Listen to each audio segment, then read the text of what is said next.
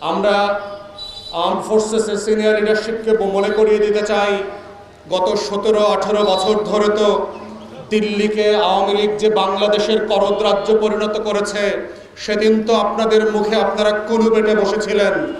বাংলাদেশ থেকে যখন ট্রানজিট দিচ্ছে, বন্দর দিচ্ছে, একের পর এক আদানির সাথে নিম্নমানের অন্যায্য চুক্তি করে বাংলাদেশকে বিক্রি করে দিয়েছে।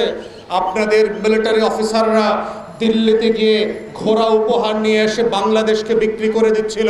সেই দিন তো আপনাদের মুখে কোনো কথা শুনি নাই। সেই দিন তো আপনারা করিডোর নিয়ে কথা বলেন নাই, ট্রানজিট নিয়ে কথা বলেন নাই, ট্রান্সশিপমেন্ট নিয়ে কথা বলেন নাই।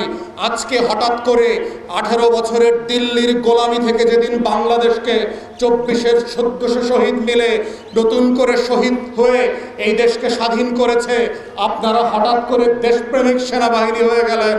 আপনাদের লজ্জা লাগলো না? 16, 17, 18 বছর ধরে আওয়ামী দিল্লির গোলামি করে বাংলাদেশের লেন্দুকদর্জি আর মির্জাফরের রোল প্লে করেছেন।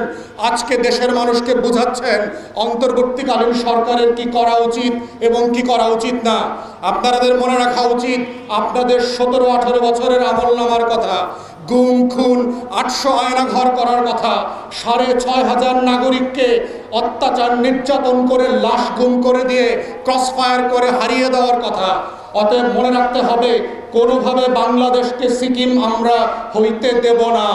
বাংলাদেশের জনগণ জানে 24-এর রক্ত দিয়ে যারা বাংলাদেশ স্বাধীন করেছে, আবু সাঈদ আর মুগ্ধের রক্তের প্রতিটা ফোঁটায় দেয়ালে দেয়ালে বলে দেওয়া আছে, কোন ফেরাউন, মির্জাফর, জগৎ শেখ আর লেন্দুকদর্জির কাছে সিকিমের মতো করে বাংলাদেশ আর বর্গা দেওয়া হবে না।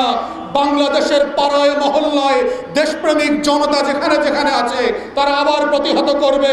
তাই আপনাদেরকে বলছি, পেশাদারিত্বের জায়গায় ফিরে আসেন।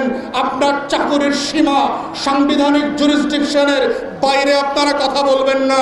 This is not your business, this is not your jurisdiction. বাংলাদেশে অন্তর্বর্তীকালীন সরকারকে সমালোচনা করা, জবাবদিহিতার আওতায় আনার দায়িত্ব হচ্ছে রাজনৈতিক দলের, সিভিল সোসাইটির, নাগরিকদের। তারা সেটা করবে। এটা পুলিশের কাজ না, বিডিআর বিজিবির কাজ না, র্যাবের আনসারের কাজ না, এটা সশস্ত্র বাহিনীর কাজ না।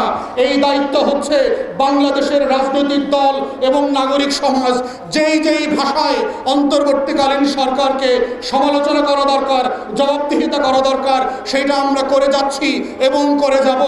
বাংলাদেশ সবার আগে। এই সবার আগের বাংলাদেশের প্রশ্নে, আমাদের স্বাধীনতা সার্বভৌমত্বের প্রশ্নে আমরা কোনোভাবে আপোষ করি নাই গত 17-18 বছরে, ভবিষ্যতেও করব না ইনশাআল্লাহ।